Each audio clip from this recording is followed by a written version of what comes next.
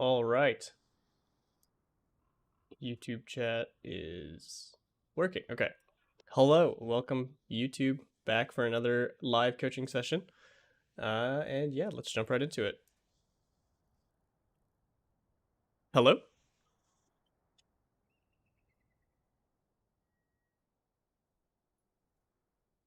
Red Death, are you there? Yes, I am. Hey, how's it going? It's going all right. Nice. So yeah, ready to get started? Yeah, whenever you are. Perfect. So I noticed you included two replay codes in your intake form. Is there one you'd rather start with? Typically, we only get through one map Yeah, I'd in these I'd rather sessions. start with the first one. All right. I'll load that up now, and I'll start sharing my screen over Discord so you can watch along in real time. All right. So, reading your form, you're coming in at around 2150 SR, and Oh, your long-term goal is to probably reach top 500 to play with some friends, but also improve your skills so you can make your college team. Is that right? correct. And I was 2200 at the start of the session yesterday. Okay. I was 2K at the end of the session yesterday. Um, Played probably a bit more than I should on DPS. Mm-hmm. And yeah, that was a little painful to drop Okay. 200 SR. Yeah, for sure. It's not fun losing games like that, of course. So tell me a little bit about you as a player. So tell me about your hero pool. I see you're on the Tracer here. Is that right? Um, Is this a comfort pick? Is this your one trick? Is it just something you're practicing? What do you So I usually came play? from I came from console, and over there I played literally every DPS. Mm-hmm. I didn't specialize in anything. Moved to PC from playing on console where I had like probably a couple hundred hours on Widowmaker where I loved Widow. Mm-hmm. Figured out my aim on PC was awful and still decided to focus on hit scan and tracer. Now I still flex onto everything else except Echo at this point, but Okay. I really like hit scan, and I Tracer's my favorite character to play, but it hasn't been working out for me lately, so I'm really hoping to improve on Tracer. Sure. Okay, sounds good. And do you play Tracer for the entirety of this replay, or do you end up Um, swapping if you happen to remember? I think I play it for the entirety of the first like attack and defense, and then we attack again, and Mm-hmm. I think I switch on the second attack. Gotcha. All right. So yeah, I think that's enough information for me to get started. Keep in mind, if there's anything that comes up as we're watching and you want to ask questions or want me to talk more in depth about something, feel free to ask me to pause. We can talk about it and get into stuff like that. When I am talking about stuff in this VOD, I'll probably be talking about more than just Tracer stuff, obviously, since you are looking to really improve quite drastically at the game. I'm not sure what kind of timeline you've set for yourself or what kind of immediate stuff you're working on, but I will try to cover some of the higher level aspects of team play and stuff like that if that's what you want to get into. Yeah, the team play is interesting because gold game comms are something else. I tell you, For there's a sure. couple times I stop here because there was one point where I had to mute someone because he was just constantly being toxic, Right. Yeah. No and one needs that. yeah, so I guess actually, yeah. As one final question, how long since you've moved to PC? I moved to PC, I believe, in December. Okay, so still relatively new. So Yeah, obviously got still building myself up a those mechanics and everything. yeah. All right. So yeah, let's get right into things. One. Attackers incoming. Defend objective A. Might be tabbed out. All right, we're back. My frames were dropping quite a bit at the Oh, beginning, okay. so I was Trying checking to things get that out. fixed. Yeah. So right off the bat, obviously being tabbed out, checking processes or whatever you're doing here is one thing, but in general, when you want to start positioning as tracer, where do you want to be? Like, what do you want to be thinking about when you're setting up? It's very first attack. You don't know what they're running. What is your job, and where should you be as tracer? Well, since I have a lot of mobility, I Hmm. probably want to be scouting for my team so that I can see what they're running, see where they're going, and get back to my team. Absolutely. So yeah, I would So love to like see standing over top left, here. Yeah. getting some info, easy blink back, or even maybe looking as soon as you see them here, we could also be trying to like scout out this way, see if there's anyone flanking. You could go push them off. Maybe you could go underneath, scout the same thing. But wanted to point this out because you are just going to do nothing on this angle. There's nothing for you to shoot. If your team ends up getting pushed back, your damage is not going to mean enough to do anything. You're only going to be focusing stuff like Ryan's shield, maybe Zarya's bubbles, maybe their hit points if you're lucky, but even then, it's going to be pretty low value. So as Tracer, making sure you're using the most of your mobility in every situation, whether that's downtime, whether that's looking for direct flanks and stuff like that. And I just realized I wasn't sharing my screen on stream, so I apologize for that to anyone watching. But yeah, so when you are trying to set up for a team fight, think to yourself, since you are the most mobile hero on your team, how can you abuse that to its most proficientness, I suppose. So again, like very bare minimum, looking to scout here. But then also, like, once you notice they are here, then we can be looking to sort of hit a flank almost right away. Because your damage here isn't going to mean anything unless they break all the way through this choke and start hitting this space where maybe you can off-angle it like this or something. But let's keep going. Ryan overextends a little, it gets purpled, and yeah, bit of an aggressive recall there. Again, the blink melee is a nice tech. You hit a good 180. The mechanics were there. It's just you didn't really have a target. It didn't really make sense to just blink in and melee the Reinhardt that forces your recall for 12 seconds. I would rather see you... If it's good you want to make an aggressive move in some way, but realistically there was nothing for you to aggress on here. And it was a bit awkward to burn that cooldown, kind of for no reason. Yeah, my recall usage in this game, I noticed, was just god-awful. It was basically just an oh crap button. Every time I overextended and fed, I was like, well, this is bad. Again, another very early recall there. Were you... What was your health like? So you took a bit of torb damage. Half like, health, I was worried the Genji would come out and dash fan combo, so I tried to avoid dying For sure. to that instantly. As much as you can, I'd love to see you using your blinks for outplays more than relying on your recall. So here, I mean, it's one thing, obviously, we're not going to get anything done to this Torb turret from this range, so you can back out, that's good. But seeing this this reflecting Genji already going off, I would love to see you just blink behind him. He can't deal with both you and Ashe at the same time, if you're aware of Ashe is with you. And then even if he turns to try and like dash you again, you can just blink away and then blink back in. You are at 3 blinks here. You have a lot of playmaking potential that we don't need to burn recall so quickly. That being said, of course, the health is nice. It's just a bit of an awkward space to work in. At this point, too, we're down a lot, hard to manage a team fight, so we rightfully get out. And we're setting up for stage 2. So, ultimately, things we could have done better as Tracer and things we could have done more to influence this team fight, obviously, would be scouting first, noting where they're going. If we see them all going top, we can react to that sooner if we see it sooner. And then, instead of trying to play here aggressively, because you're not really an anchor DPS like Ashe, who doesn't have as many options to move around the map, you shouldn't be forcing yourself into this one angle. Not only you're using this angle, but Ashe is using this angle, or Ryan was holding this angle, or Anna's holding this angle. You can use your kit more effectively by maybe trying to hit a flank, going behind them here, so that when your Ryan is unfortunately dying, you probably can't save him from that either way, but maybe you can find something of value when they try to push in if you get back here in time. But yeah, I think you had the right mindset of trying to make an aggressive play. It's just you didn't have any options from this space in particular.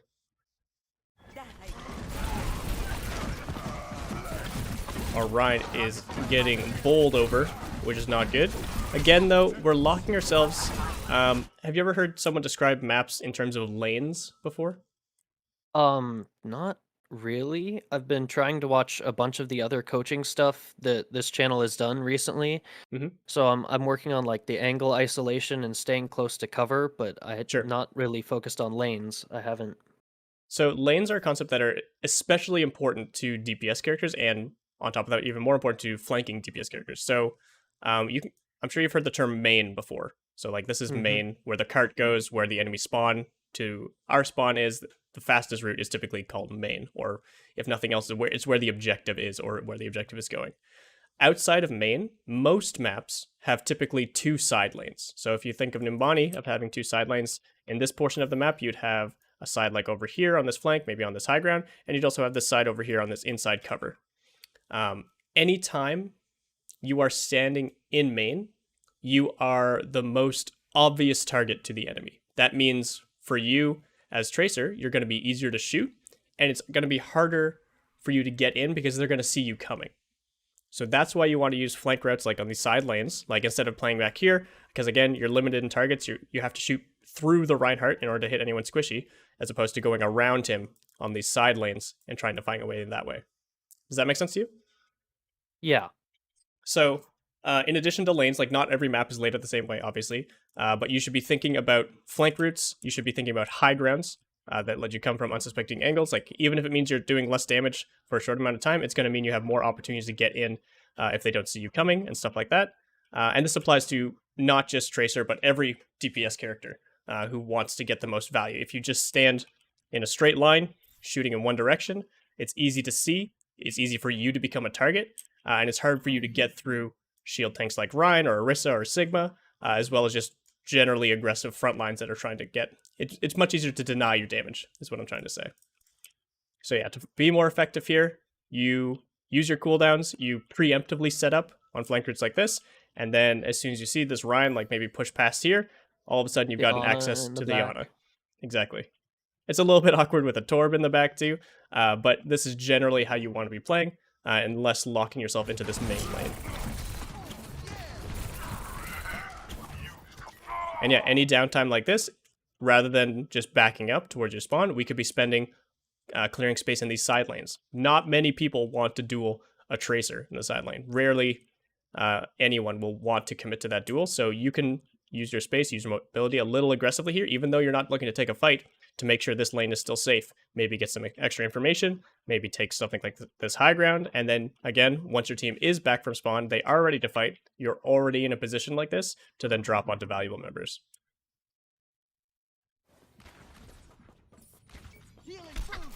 Big Dallas Fuel fan if you caught that. Right on.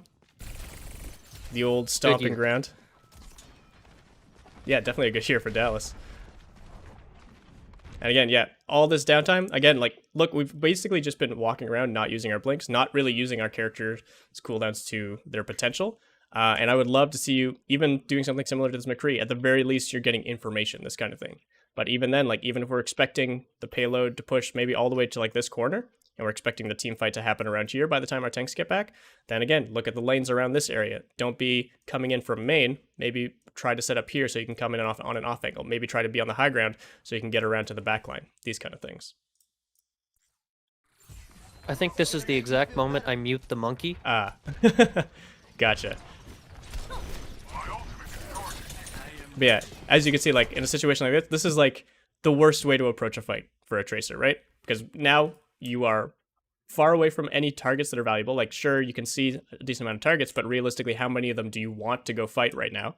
And even to close the distance, you would need to commit blinks because they already see you. They're already going to be shooting at you, and you need to dodge damage. You need to close the distance, all these things. Whereas, say you stayed over here, maybe you stayed hidden, like all the way back here, and then as your tanks are coming out now, as your Reinhardt's clearing this high ground, as your McCree is peeking, then you can just walk, or crouch walk even through these corridors, find someone like your Torb, maybe even the Torb turret's worth an assassination, or the Ana, and then that's much better use of your time than simply shooting down tanks who are going to get healed anyway, or shooting down shields, or things like this, where you're not really threatening kills, and you're not doing the most damage you could be. This is especially true too when you do have a pulse bomb and you can be looking for those one-shot plays. Alright, we're going for the flank now. And we get the stick, nice. Just a quick thing about the blink stick tech. It's usually considered more consistent, so this is something that's going to take a lot of practice. Okay, no, you did do the blink cancel, I think. Just to confirm, like do you hit Q first and then blink, or do you blink first and then hit Q? I actually have pulse bomb bound to my mouse, and okay. I believe I pulse and then blink. Okay, It's almost at the exact same time. Yeah. I've been working on animation cancels for a while, so... Awesome. Yeah, so yeah, that's a really common one, and you seem to have a good judge of the distance for your blink, so not too much to clean up there. I think, again, the recall was a bit unnecessary. You kind of recalled anticipating damage when you could have just blinked out here. This would be just like exercising complete control over your hero, because like, yes, it makes sense to recall here because of the amount of threats, but seeing that they weren't directly on you, you caught them off guard with this pulse bomb, you could just blink back into cover, maybe have Genji waste his dash or his reflect on you, and then you can recall and then keep going. But with recall down, that's basically our only cooldown that says we can't fight right now. So you need to play a little more passive with that down, which, as we're seeing here, is good.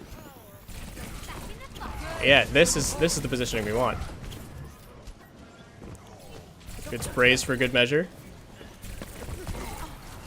So yeah, My the tracking is it needs a bit of cleanup. We'll say that. aim labs. a good It's blink melee. probably my roughest category in aim labs is the tracking. It's probably, if you've played like many other PC games, it's what, in my opinion, it's the harder of the two aiming skills to practice between tracking and aiming, because it requires like constant attention. You have very little downtime on your like actual muscles, like when you're moving your wrists and stuff like that. So it does take number one, some endurance, being able to build up your wrist muscles to get comfortable doing those movements, but then also like practice for precision and stuff like that. You've already mentioned that you're using aim labs, you're actively practicing mechanics, so I won't cover it too much. The only thing I will mention is make sure you are also experimenting with your sensitivity. Since you are relatively new to playing Overwatch on PC, it's very possible you haven't found a perfect sensitivity, which is extremely common for a lot of people. So whether it's too high or too low, I just recommend playing with it. Find whatever's comfortable for you, even if it just feels uncomfortable to begin with. Give it like maybe a day or a couple hours worth of practice, and then keep reiterating on that process to find something that's truly comfortable. I actually stole my current sensitivity from the I had mentioned a top 500 friend. He did Widow 1v1s with us for a while, Oh yeah. and he was dominating everyone because he's higher ranked than all of us. But I stole his sensitivity and took a couple rounds off him with that, so that's what I've been using for the past couple days. Nice. Yeah. So yeah, that's always a good place to start, and maybe that is your perfect sensitivity. It's not for me to say, but it is still worth experimenting and finding something that is best for you, best for your setup, best for your mouse and mousepad setup, these kind of things.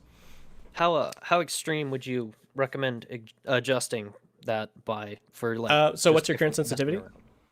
I think it's 8.19, Okay, and do you know your mouse DPI? 800. Okay. So yeah, like changing it by like 0.5 at a time or something like that is pretty common. I've had players I've worked with before who use like a mouse sensitivity randomizer just to experiment adjusting to new sensitivities and things like this. There's lots of different stuff you can do.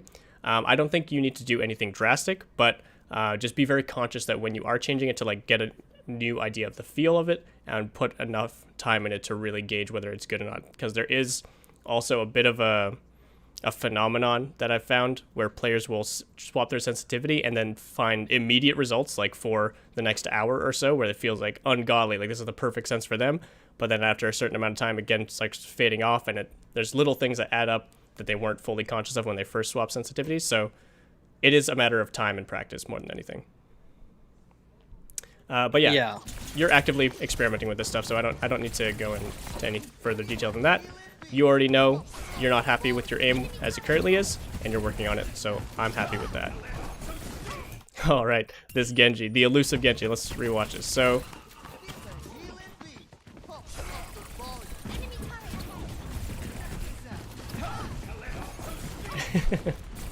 okay, we do get him.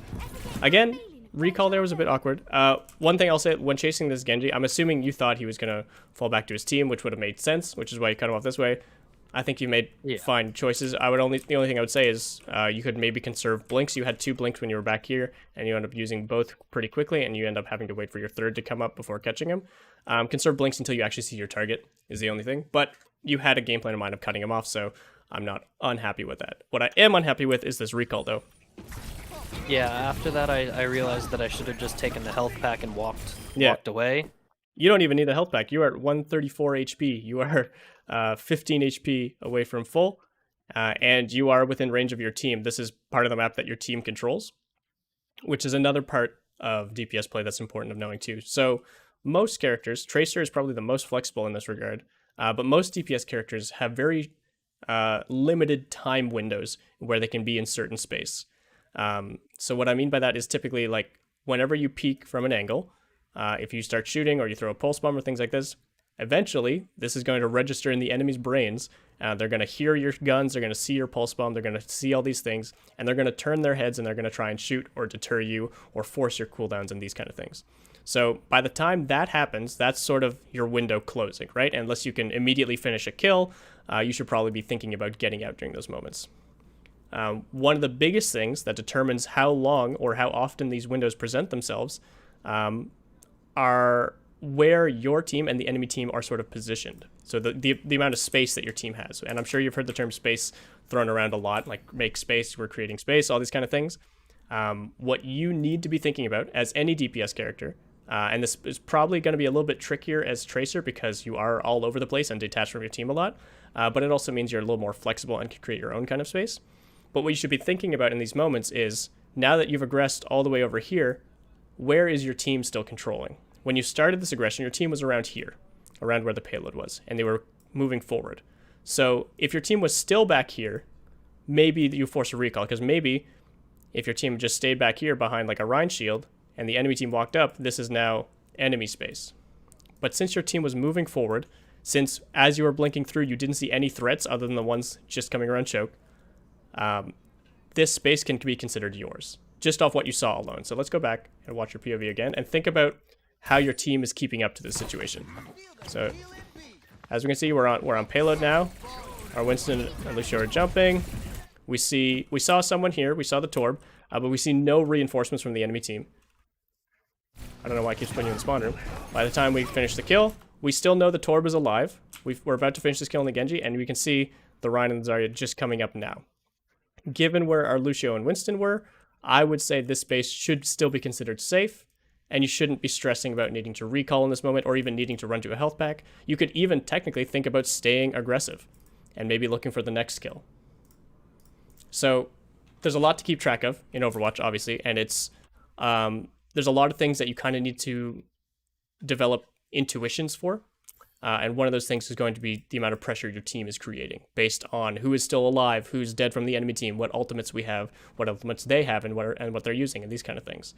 But yeah, biggest clues here are obviously the things you saw, the fact that no one from the enemy team was on payload and reinforcements weren't coming in too quickly, and just the fact that here you saw no one else around you in this space. You ended up walking through a lot of the space. The only person you saw was Torb over here. There's nothing immediately threatening and forcing a recall there. So, a bit of a rant there, but moral of the story being, unless there's a very explicit thing that you're reacting to for your recall, I'd like to see it saved a lot more often. There's already been a handful of cases we've seen so far where we're kind of just hitting the button because we've finished doing our task and that's just how we reset and go to the next task. But this is an exact situation where how we're going to get punished for doing that, because if the Zarya is high charge, if Ryan throws a lucky fire strike, if Torb hits a headshot right now, you could die.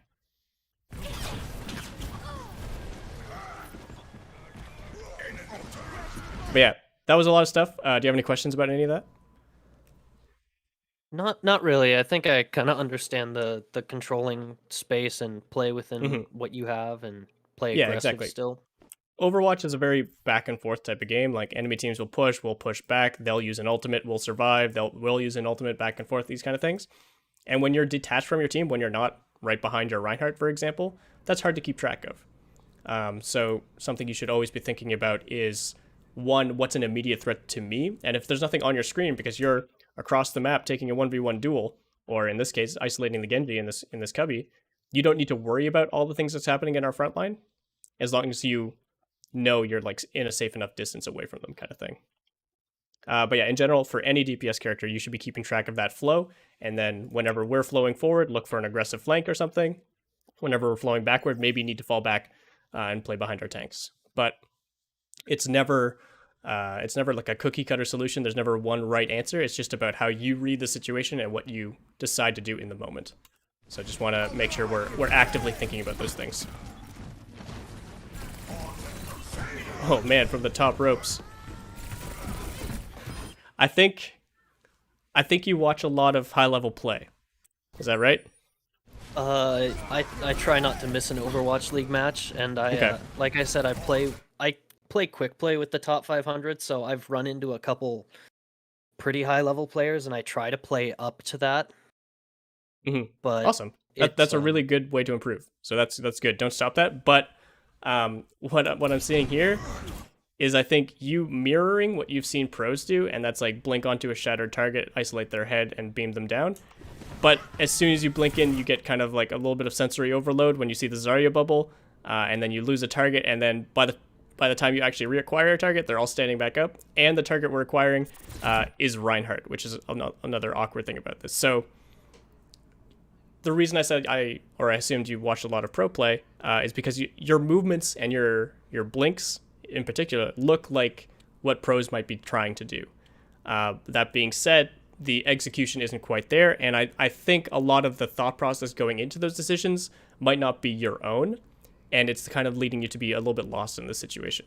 Does that sound at all accurate? Yeah, a lot of my style in the game has been trying to emulate, the top tier. Mm-hmm. Like, if I could be Defran, I would. But Yeah, for sure. What I want you to be cautious of is sort of mimicking without reason. So obviously, watching pro play is a great way to be exposed to what is possible in the game. And when you are watching pro play, I want you to be thinking of it as a way as like to show you what's possible, what you can do, not necessarily what you should or have to do. So that when you load into these games, you shouldn't be just reacting to shatter by like reacting by blink aggression. You should be thinking to yourself, okay, I saw a shatter. Pro players would go in and beam down a target, but you still need to think to yourself, okay, what's the highest priority target? What cooldowns do I have available? You were even like mid reload, so your guns couldn't activate right away, kind of thing. And does it make sense for this situation? Not just because a shatter happened, but because my team is aggressing. There's all these sorts of variables you need to factor in. And I think you need to build up that foundation of decision-making trees before relying on like these sort of like set plays that might be in your head. So yeah, just be really cautious about not thinking about your play, because the best players, and I think where you want to be as a player, are influenced by what pro players are doing, of course, and they watch them and they learn from them, but they still play their own game. And you'll notice eventually when you reach higher levels as well, you'll go against players who have very unique play styles. There'll be players that play Tracer completely unlike other Tracer players you've seen. People who play Reinhardt completely unlike other Reinhardt players you've seen. And those things can be good or bad given the situation. But again, a lot of that goes into the decision-making process and how they approach different situations, not just mimicking what they see top players doing. So yeah, all that said, basically just think. All you have to do is think. And yeah, keep watching pro play, keep learning from the best, but don't shortchange yourself when it comes to actually making your own choices.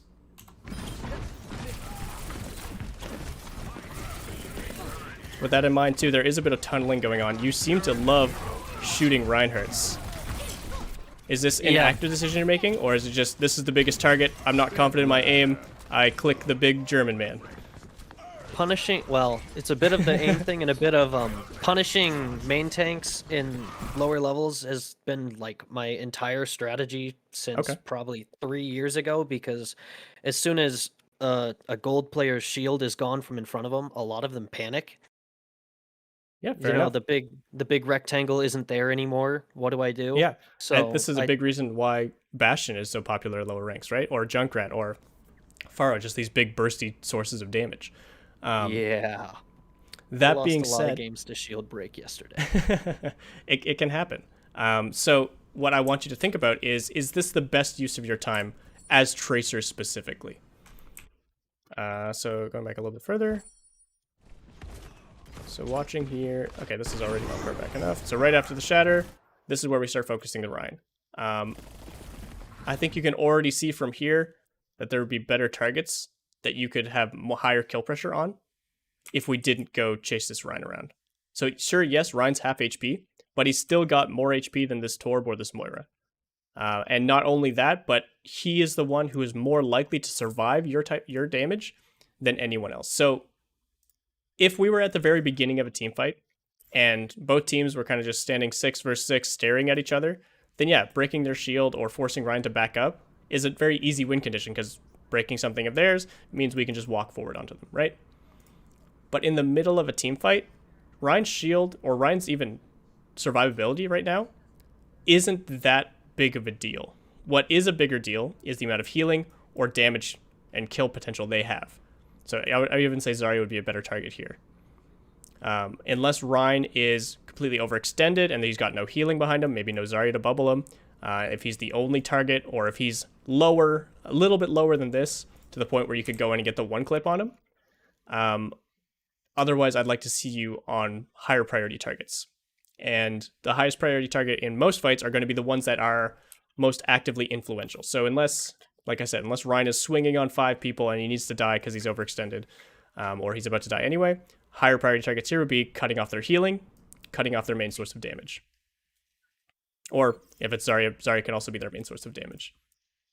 And again, since you are Tracer, you are more equipped to do this than, say, your McCree, who is actually not poorly equipped to deal with this at the moment, but if they run inside right now, which they're about to, McCree can no longer do anything. We just saw Moira use her fade. Oh my god, she's so juicy, but we just ignore her. And yeah, obviously, ultimately, you did a bunch of damage. You built another ultimate, these kind of things, but you didn't do fight-changing damage. And that's typically what you should be looking for as any DPS, and especially one with mobility that can make more choices about where their damage goes. If you're McCree in this fight, like, you are thanking the Lord that these juicy targets just popped up right in front of you, but typically they'll be behind a choke or inside and not in his range of fire. So it's up to you to make those people or to punish those people for playing split, or for getting detached, or force them into McCree's sightlines, or force them off the payload, or all these sorts of things that only you have access to as Tracer. But yeah, all you're basically doing right now is sort of taking attention and buying time. It was your McCree that really closed out that fight. And you can be the one that closes out the fight. Because if they put attention on anyone else, you can take advantage of it faster than any other character in the game. Okay, it does kill the Rein, actually. I was about to call that a very ambitious pulse bomb. Let's go back and watch. So, Zarya bubbles Rein, so that's a good trigger. As soon as the bubble runs out, we go for the pulse bomb. That's not bad. And Rein getting flashed at the same time and headshot, I think, is enough to kill him with the pulse. So not bad, actually. I'm glad we waited for the Zarya bubble. I'm glad we know that timing. I still think pulsing Rein... So, like, in pro play, pulsing Rein and rushing him down, because you'll have the follow-up damage from your team, can be a really strong play. In ranked play, it's typically better to go for the guaranteed kill. But in this situation, like I said, it worked out because we got the flashbang off, because we got the follow-up damage. So, Yeah. kind of like good and bad in a sense. Again, just be careful of overcommitting to a main tank in particular, someone especially like Reinhardt, who is very bulky. But also, it can be hard sometimes to rely on your teammates in different situations depending on the game. So I'm not telling you not to do this, but be very aware of when the situation calls for it versus when you could just look for an assassination pulse bomb. In that fight particularly, I wanted to guarantee value because I knew they had Nano Blade, and I was trying to get us to engage before they got a chance to do it. Yeah, and it kind of happened like roughly simultaneously. So I believe we end up getting wiped by the Nano Blade here, and I 1v1 this Moira in the backline for a while. So yeah, I think that play, the intention behind that play is really, really smart then. If you were on a team and calling this, what I would like to see is aggression like right now, catching them off guard. Anytime you're trying to out-tempo an enemy team, if you're trying to engage first, especially when you're defending, the best way to do that is to catch them off guard. And based right now, they're expecting to be able to walk up to the cart and then start the fight. So if you can start the fight before they reach this like sort of critical point where they're setting up their Nano Blade, this is your ideal time to engage. Another way of thinking about this, if you take ultimates out of the equation, is if, like, say instead of Rein, they're on Monkey Zarya, and Monkey's looking to jump in. If you as Tracer can go bully the Monkey to the point where he's half HP before he jumps in, he's probably going to die by the time he lands. But if he gets to set up and then jump in right away, and then you start tickling him, then he's still going to get value from his jump. He's still going to displace. He's going to get his bubble off and these kind of things. So this is what is typically referred to as sort of neutral pressure, because you're trying to get something out of them before the engage is really started. Because we're expecting the engage to go in the enemy's favor, obviously based on these amount of ults.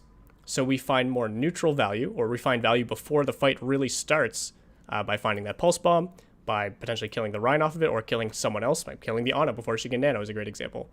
And again, this is one of Tracer's best jobs because she can be everywhere at once, right? With her blinks, with her mobility, and of course, her high damage threat. So you can poke tanks down to half, you can pulse individual targets, you can one-clip in Ana if she's alone. All these kind of things are really good to look for.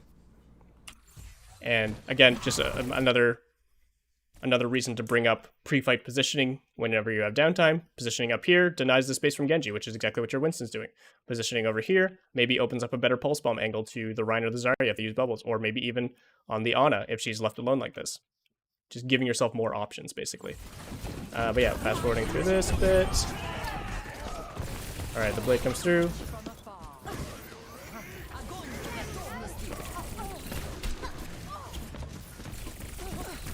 Oh, did we get her? Oh, so close.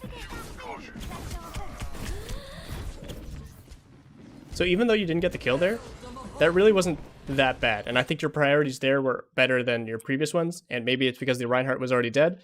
But even without killing the Moira, you taking away any of the healing she was trying to do for her team, as well as taking away Torb's attention, means more time for, well, no longer McCree, now Echo, but for your other DPS, as well as for your tanks to survive for longer, your supports to survive the Blade potentially. If you can't outright deny the playmaker in the Nano Blade, denying the follow from his team is like the next best thing. And can sometimes also lead to kills, depending on the situation.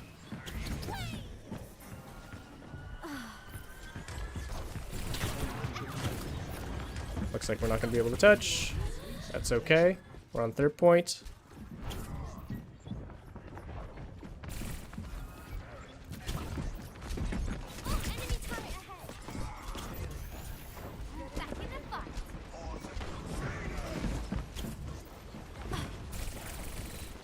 Were you aware of our Rhine? So our Rhine just used Shatter. I know you can't hear the audio over Discord. I'm sorry for that. So our Rhine just used Shatter. Do you happen to know if you were aware of this play happening? I don't think there was a call out or anything. There wasn't much for comms aside from people flaming each other during this game. Yeah, fair enough. So I didn't hear the shatter go off. I didn't know what was going on. I just kind of wanted to get in the backline and poke at their supports. Yeah, for sure.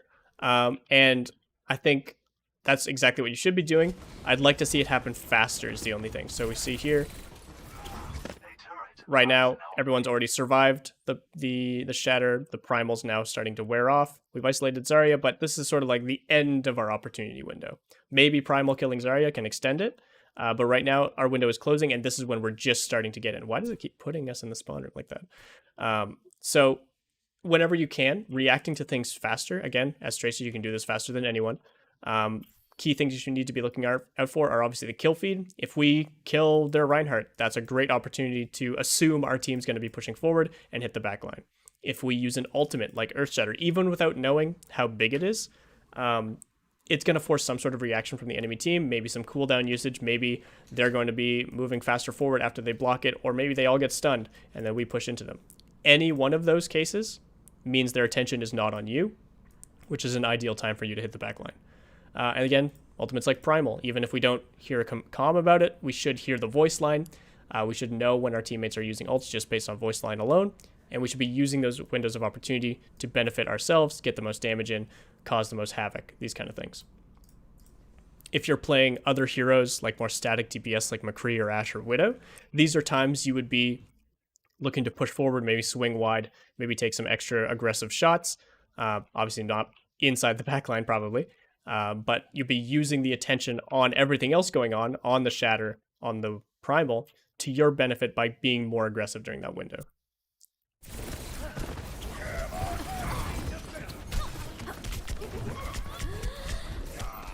This Torb turret has been very annoying. All right, there we go. MVP down. For the record, too. I called out their best player instead and I killed the turret. Nice. Tracer isn't that bad at dealing with Torb turret. Obviously, if it's in the middle of the fight, you don't want to be using an entire clip on a Torb turret if you have other targets available to you. But if Torb turret is what's stopping you from getting in, like maybe when you were up here trying to drop on them, or even like coming in from behind here, a full clip and a melee will break a torp turret, and sometimes that can be perfectly worth it if it means that you have a better opportunity coming up after that. Obviously, it's even better when you don't need to recall and when you've got healing on you and all this kind of stuff. Nice follow-up. I don't hate the recall there because it was just used as a movement tool, basically. I think we I eat blinked a lot more in- fire strikes than I should.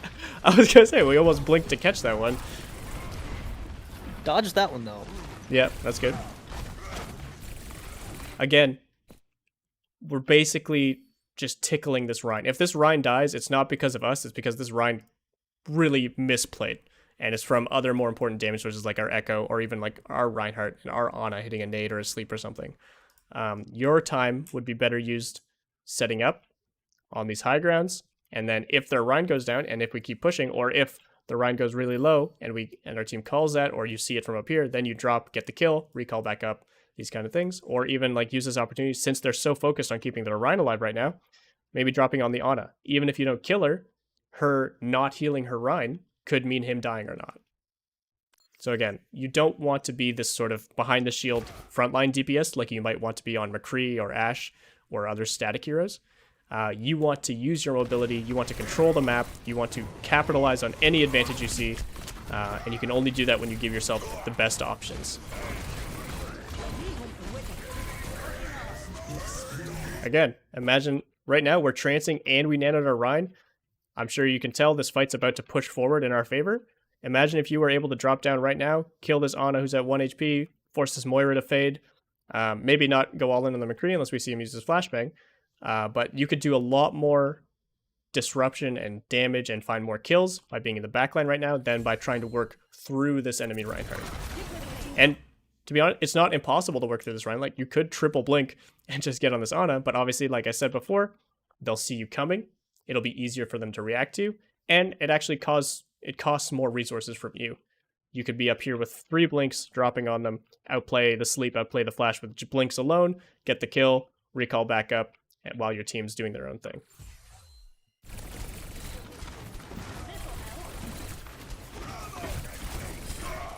Or sometimes the Rhine will just walk up and die. Again, the blink melee there, unless you... So like, the blink melee is a really good tech, but if you're not going to get the kill, it's kind of just a wasted blink. And unless you're committing solely to like a 1v1 duel, which was not the case in this situation, obviously. So like here, half HP, you're not going to get the kill with melee. Blink melee here is just a wasted blink and then a forced recall. So instead of doing that, like we've said before, just staying back here, maybe even just blinking backwards, waiting for a better opportunity. These blink execution kills are solely for that execution, and you should know what health bars look like when they are at 30 HP. It's like basically one bar. Each bar is 25 HP. So basically one of these little bars, and they're in melee range. One bar and like a tiny bit is still kill range, but you gotta be careful.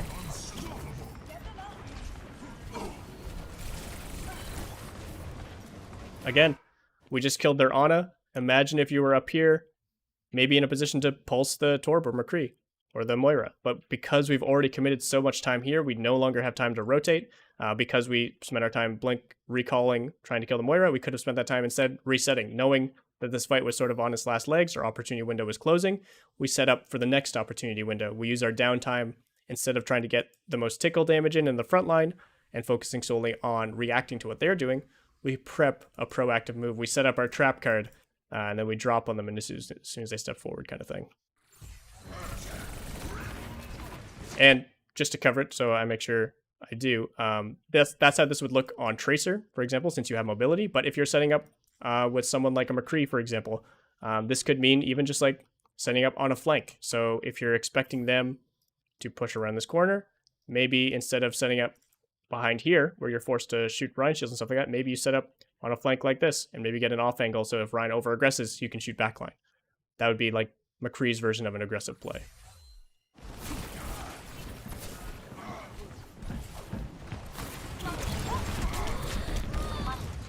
The one time I would have loved to see a recall. Yeah. I knew I had to push the recall button, and my brain was like, okay, now recall. And I blinked straight forward, and I went, Oh. Oops. So yeah, Yeah. either the blink pulse blink back, the immediate, and like right here you're already blinking back, or since you see how many threats there are right now, I mean, obviously you don't want to blink forward, that was just a misclick, but the recall there would have been fine too because of the amount of threats that were in front of you. But even though you died, you did get the kill on the Rhine, so the play was worth it. It just would have been a lot more worth it if you hadn't died.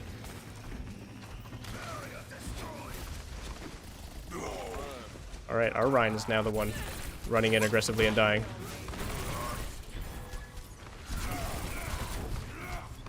Yeah, you can see like how long our tanks have held them here.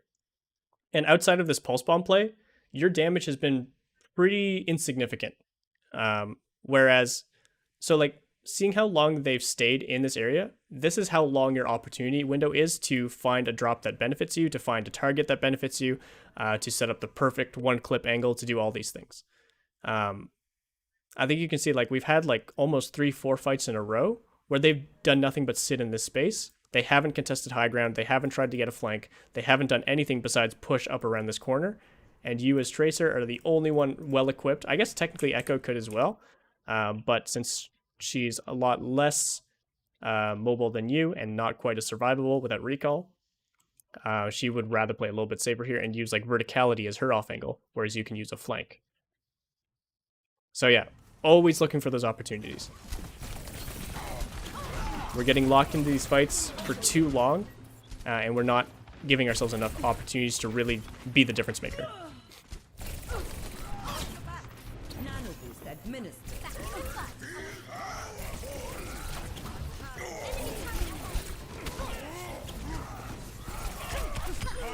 Good kill on Zarya.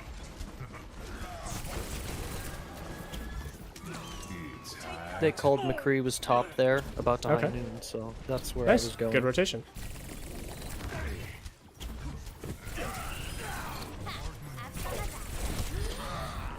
Nice. I mean, this is just a story of them getting picked apart one by one because they got too split. But you'll notice how quickly you assessed multiple threats and dealt with them one by one. This is your benefit as Tracer, your mobility. So even though these are characters you typically wouldn't want to duel that often, a McCree with Flashbang, a Torb with Armor, and Overload, because you were able to catch them in situations where they were not ready to duel you, you came out ahead. And because there was obviously more than just you engaging, you had your team backing you up with healing and damage, it became very, very easy to isolate them and burn them down. So highlighting two key things here. You had the mobility to punish them being split, and that was because of your available blinks and your positioning towards the back where you had more access to this flank grid, for example. But also it was important to remember that we had our team backing us up, because if you tried to make this play alone onto either the McCree or the Torb, it could have ended poorly. But because we had backup, because we timed it properly with our team's aggression, or our team's re-aggression, I should say, it worked out for the better, obviously. So those are the situations we want to be drafting up in our head before the fight even starts. Like right now, this damage, you already have Pulse Bomb, number one, but this damage is going to mean absolutely nothing except ult charge for the enemy Ana and Moira. So anything you do right now is completely insignificant. So let's go set up somewhere that's going to have more meaning. We're going high ground, or are we? We are thinking about it. Ryan said everyone go top, and the one time I actually thought about flank, he said everyone go top, no one went top, and I thought they were all going to go top, so I was like, Right. I'll go bottom and put pressure, and then Yeah. And I think that's no the one right was thing to on do. top, so I Because- ended up rotating back up there. Yeah. So this is like the flip version. So if your Ryan was calling everyone top, assuming they're going to drop and push in from this way, catch them off guard, you being here is actually their backline. Because if Ryan and company don't immediately kill their backline, they're going to be moving this way, which is right into your clutches, so to speak. So, yeah, a little awkward that it's only Ryan here and our Winston goes down early. But I liked your mindset for that flank at least. It made sense for that play. It's just the play didn't actually happen. 60 seconds.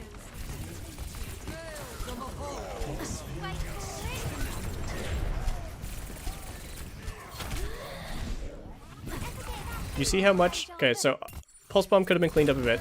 I'll mention that first.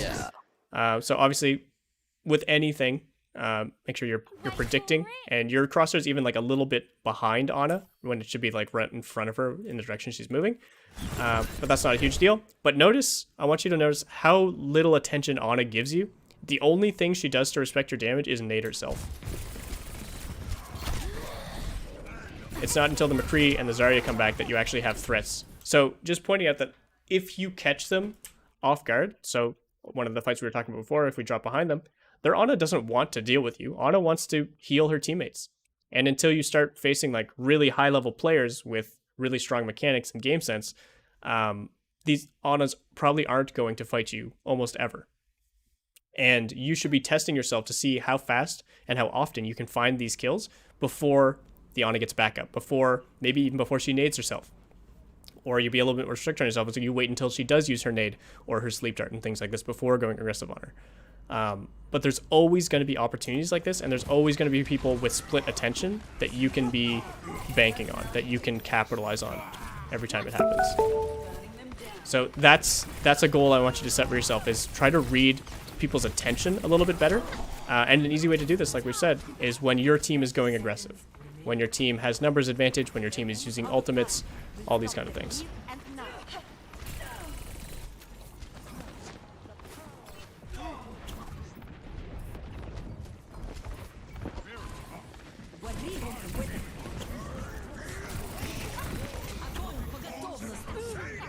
I kind of wish we took the duel with this Reaper, to be honest. So we see him TP, which is already some free damage. We hug the health back. We see we got him down to half, but then we blink out. So if we were standing toe to toe, just holding mouse one on each other, yes, Reaper would win. He would be able to one-shot you, right? But what do you have in your kit that can outplay Reaper? I think I had 3 blinks still at that point. You had at least 2. At least 2, yeah. So your mobility here, yeah, 3 blinks right now. You blink away from the TP to get near the health pack. Even with 2 blinks right now, I think you should be able to outplay this Reaper. And this is a bit of limit testing, and maybe is this just not a duel you like, or do you not have the confidence taking this duel? Do you not want to rely on your mechanics to win this duel, or what? Our team was actually, I think it was the Rhine was screaming at everyone saying, back up, we don't need to take fights ahead of the choke. Let's fight on point for the last fight. We don't need to try to get early picks, because we were all in their spawn. And I just kind of backed off. Well, sure. I will say 2 things. One, I think that Ryan's completely wrong, but that's besides the point. But also, it doesn't apply to you as Tracer, given that you are much more mobile than someone like Ryan or even anyone else on your team. But this is a situation where almost because of the time bank, you want to find an early advantage. And as Tracer, ultimately any decision you make, as any hero, ultimately any decision you make is yours alone to make. And despite Ryan calling to back up to play payload for all these things, this is your play. And it feels weird to say this, but despite what people say to you in game, you should be focused on your own play and making your own decisions. Similarly to when you're watching pro play, you don't want to just mimic those decisions. You don't want to just do what you're told.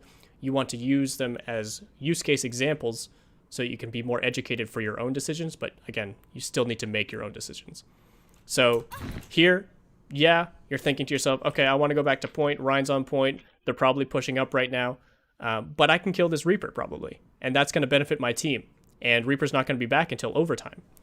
And not only that, but killing Reaper would give you access to the backline once they do push in. There's like a lot of reasons here that killing Reaper, in my opinion, is the right choice.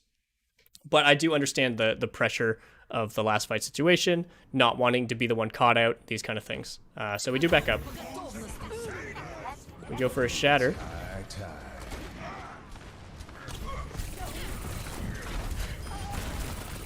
We bully the main tank. Reaper's in. I knew I was getting close to full spawn, but I wanted to farm their... yeah, just free damage. I would say farming that tank wouldn't be bad if it weren't for everything else that was coming up behind you. I think we tunnel a little bit too hard, and not only in terms of damage that could be more valuable, we expose ourselves to a lot of unnecessary threats. So one, I'm a little bit surprised this Reaper shotgun just didn't accidentally shoot you, watching his POV here. So you're about to like blink in front of his face. Okay, it wasn't that intense as it looked on your screen. But even stuff like that, like if Reaper was paying more attention and not trying to long range snipe this Ana, he could be turning on you and one-shotting you. Ana could be landing a sleep dart right now. A mistimed blink could lead into a flashbang or a headshot from McCree. That all goes in the wrong direction. So in this case, like I said, it's not that bad to focus Ryan, especially when you're trying to farm Pulse, and especially when he is like a little bit overextended. But try to incorporate some of those ideas we talked about earlier, like the angle isolation. If we are focusing Ryan, we're not doing so at the expense of our back being exposed, kind of thing.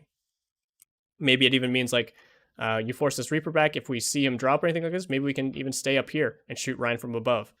And then if McCree starts looking at us, we just like hug this side or we drop then or something like that. But we don't need to go all in when we're not looking for like a one-click kill or things like that. And unless you're going on a squishier member or finishing off a target like that, we don't need to hard commit our positioning and stuff like that until we know it's going to be to our advantage. All right, so that was our defense. We've taken a decent amount of time already out of our session, so I want to get through most of our offense at least too. But do you have any questions, concerns, or anything you want cleared up from that first round? I don't think so. I also wanted to mention at this point, because I remembered, another really bad habit I have is jumping on every character. Like, I've lost a lot of Widow duels because I jump. I jump a lot on Tracer, throw myself into predictable arcs, and I need to stop, but I find it very difficult to not push buttons. Yeah. In those situations, crouch instead. That's the best advice I can give. At the end of the day, you know it's a habit. You know it's a bad habit. You know it's something you want to stop doing. It's going to need to be something that you need to catch yourself doing it and actively make a choice to stop. If it's something you're doing subconsciously, or if you, again, even if you weren't aware of the problem, it'd be very hard to fix. But to me, so far, I haven't seen any moments that did get you punished or that were egregiously bad or anything like that. So I didn't personally bring it up, but if it is something you're worried about, if you find yourself jumping, just start spamming crouch instead.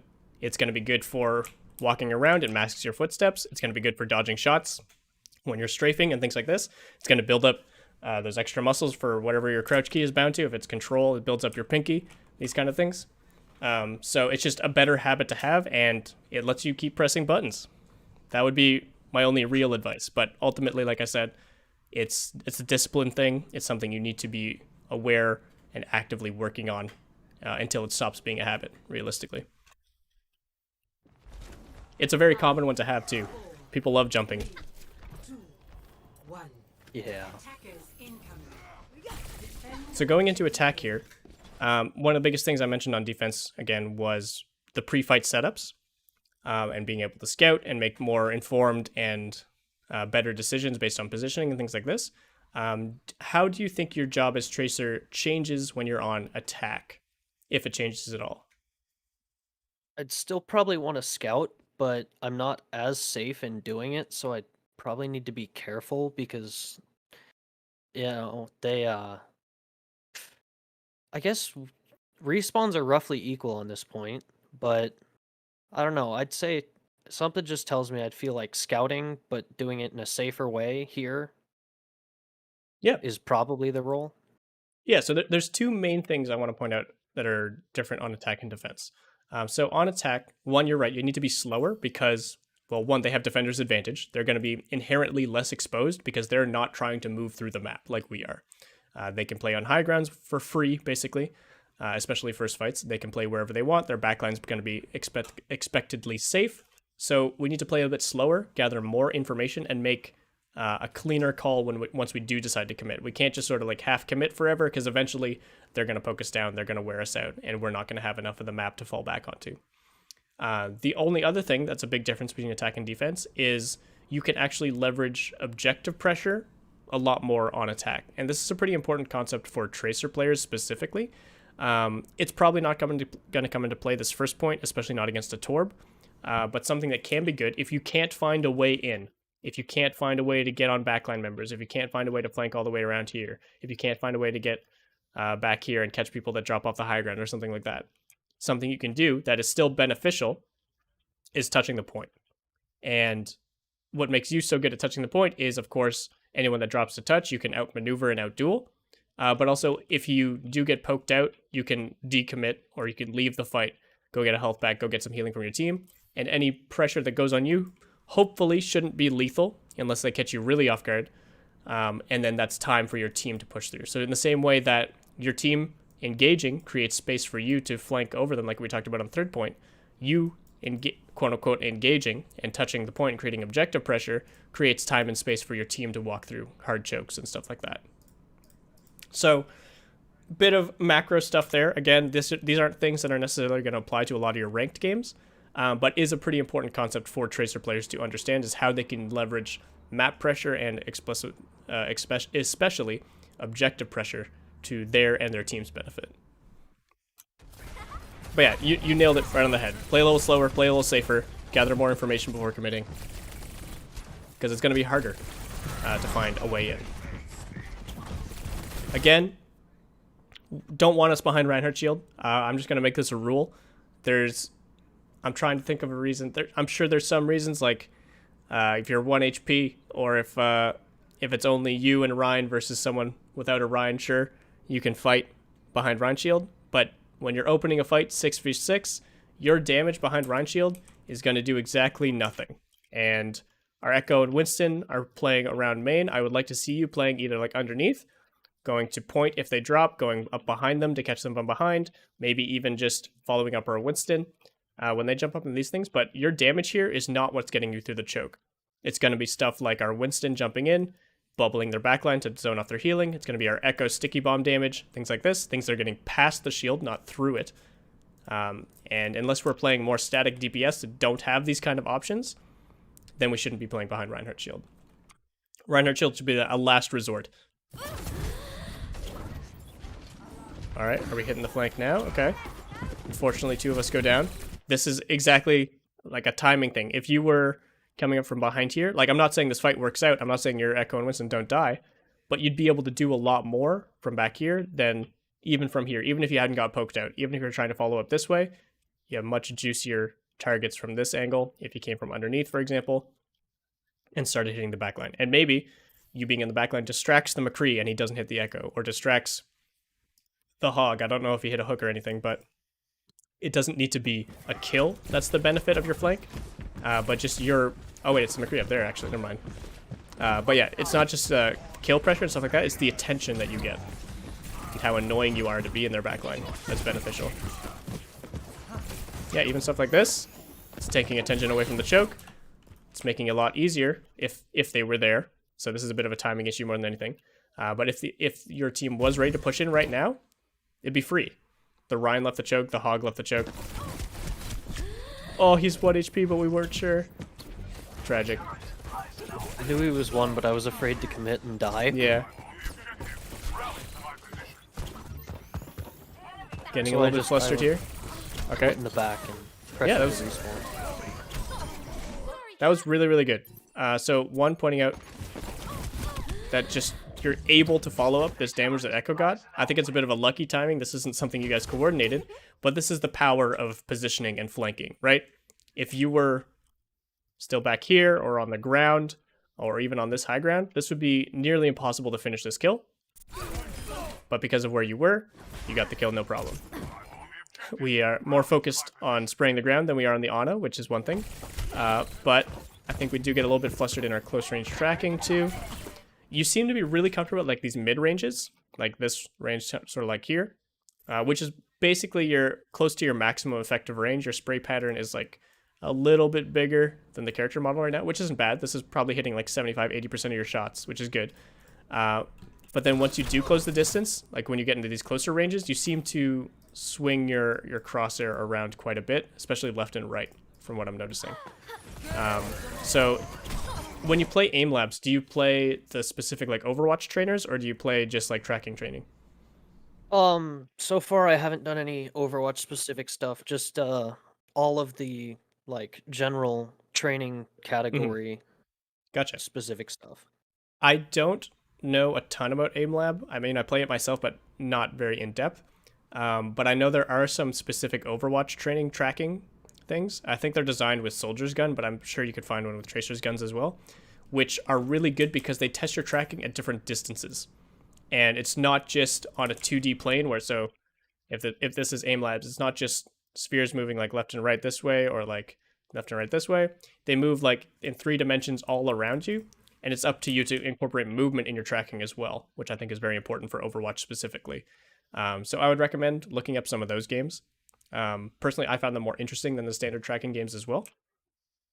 But especially for Tracer, you need to be able to close range track as much as you can mid to long range track. It's why people, even like Soldier players, will practice Tracer if they want to be good at Soldier, because the close range tracking is the hardest part. So being good at that means you will be able to carry those skills more naturally into the long range tracking.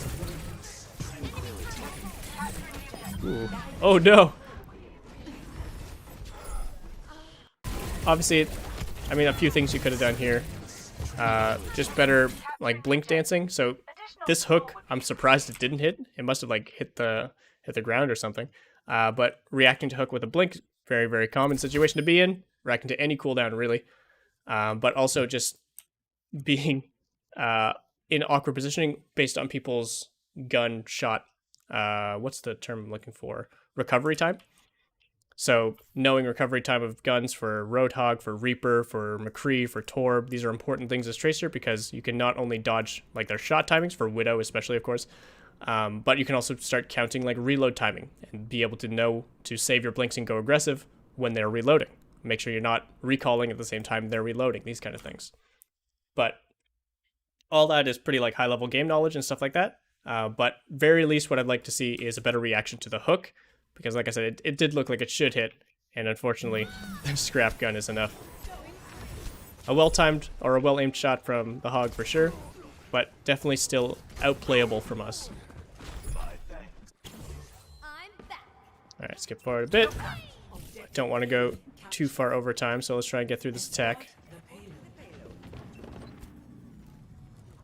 I sit on the payload here because so I was watching a coaching thing the other day, and they talked about how the most mobile character should probably be the one sitting on the payload. For sure. And I didn't. Do you know why that the is? Ana and the Rhine to be able to push up, so we can get back in the fight when Yeah. needed. So I went there to let the Ana and Rhine push up. Do they actually end up pushing up? I don't think so. Okay. If they actually push up, I'd be fine with the decision.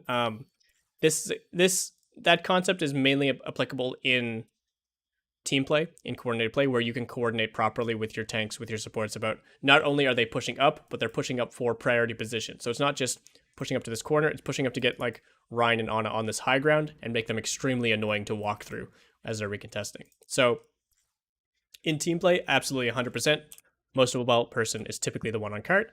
That's why you see Lucios, that's why you see Divas, that's why you see Tracers pushing carts. This is going to change based on every map geometry ever. So for example, here, if we're expecting a fight here, it probably makes sense for Ana to be pushing cart because she doesn't want to be over here to fight here. She can influence the fight from all the way back here and be just fine. So she can stay on cart, no problem. Whereas if we're expecting the fight, if they are still coming back from spawn, we're expecting the fight to happen around here. And yeah, we want to have Ana on the high ground. So we need time to set her up over there, so someone else should push the cart. It's very contextual. There's no black and white, right or wrong decision. That being said, if other people are pushing the cart, you as Tracer can use the map to your advantage, especially with Pulse Bomb. So again, playing outside of main, even if it means just playing like a relatively safe angle like over here, or maybe even like over here, and then as soon as they come to the corner, we blink into the back line, get a pulse, or maybe it's controlling the high ground. So if their McCree comes to the high ground alone and tries to shoot down on us as we're running the corner, all of a sudden you're here to duel him, force him to drop, maybe get a kill, maybe pulse bomb him. These kind of things now become available to you, which won't be available if we're stuck to the cart, obviously. But yeah, there's a lot of things that go into that decision. You're not wrong in the fact that the default thing is like the most mobile member should be the one pushing. But yeah, biggest thing is if other people are already pushing, you don't need to also waste your time. If you have a plan in mind, which again, big focus this block has been on plan making and pre-fight decision making and these kind of things, then you can go use the map as your playground and go find the best opportunity you can. that flashbang, you didn't see the McCree, partially because we were on payload for so long and we didn't see them flanking this route. But yeah, he just caught you off guard. Not too much to say there. I think you were looking for a way into the backline, which I like. It could just be a matter of checking your corners or getting better scouting in pre-fight. That's all.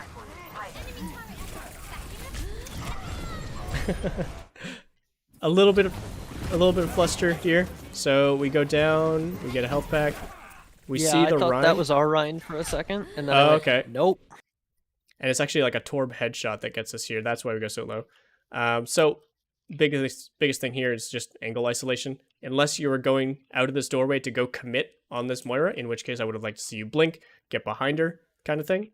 Then we don't just slowly walk at her. Even if we were like someone slower like McCree, we would still use this doorway for as long as possible until we need to leave it, or until we get like out pressured from this space. So yeah, better assessment on what is around you before leaving this choke.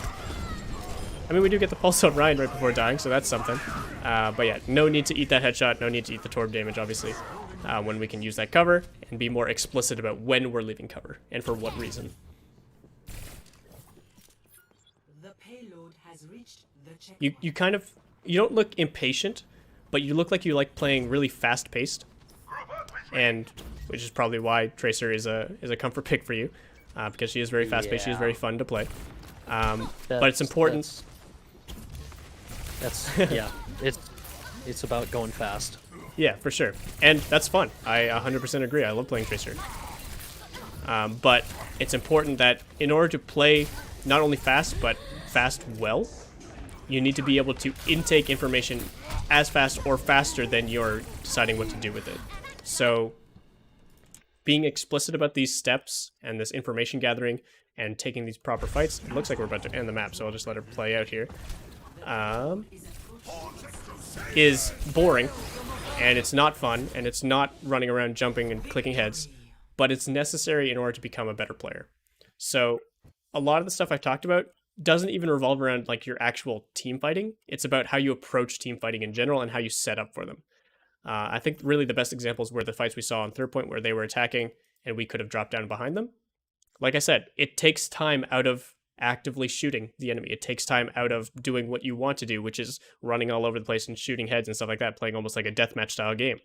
But once you get into these habits of setting yourself up for these better situations, you're actually going to have more opportunities to do more fun things more often, because it's a lot more fun to jump down and assassinate backline, pulse bomb 3 people, one clip in Ana, and these things, than it is to patiently wait for a Rhine shield to go down, or for the Rhine to overextend, or for someone else to make a play that's an excuse for us to go in, when we can be the playmakers ourselves. So it's not enough to just be damage. It's not enough to just be especially frontline damage when you're playing someone like Tracer, or when you're playing any DPS. Even people like McCree or Reaper, it's not enough to just stand behind a Rhine shield and hold mouse 1 onto the enemy Rhine shield. That's not what wins you games, unless you're in some of the middling ranks and playing Bastion. Some people just can't handle that.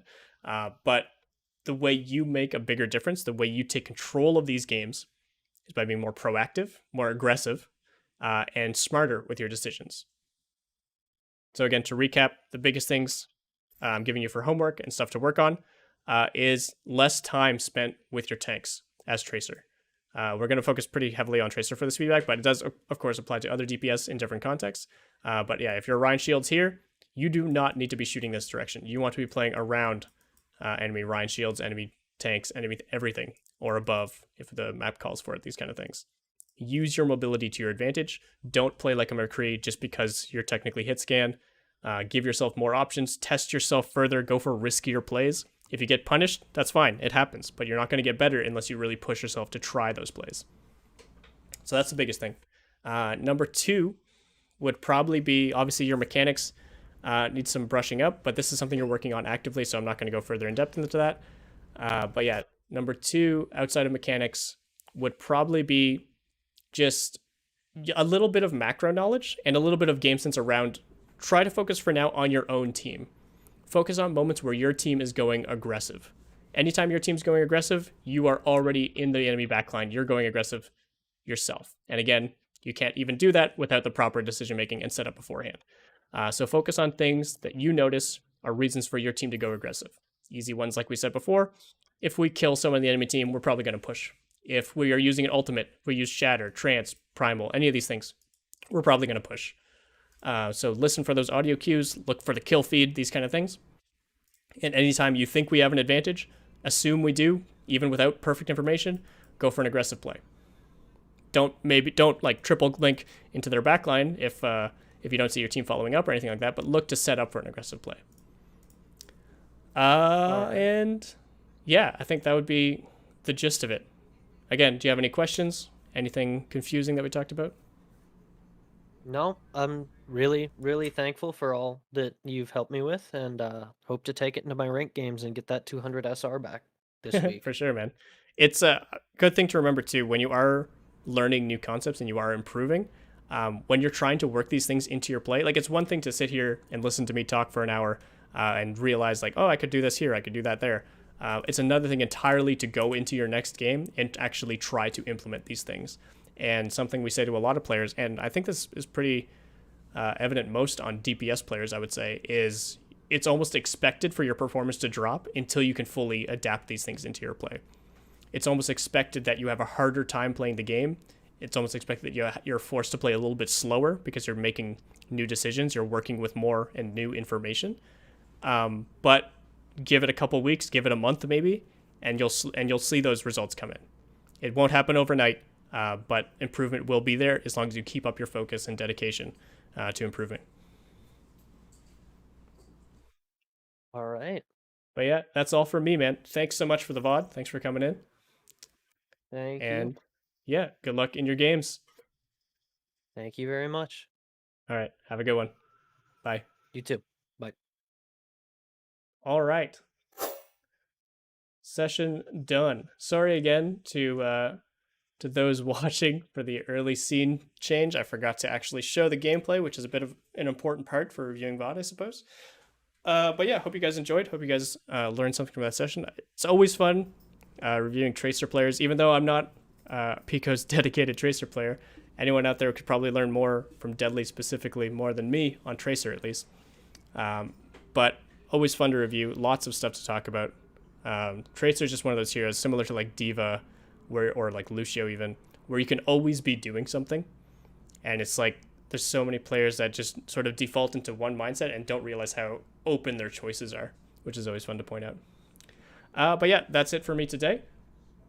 So thank you everyone for tuning in. If you're interested in getting coaching yourself, you can check out the links down below to check out our website, sign up for some coaching, as well as join our Discord, where we got a community of people all eager to learn and work with each other. And yeah,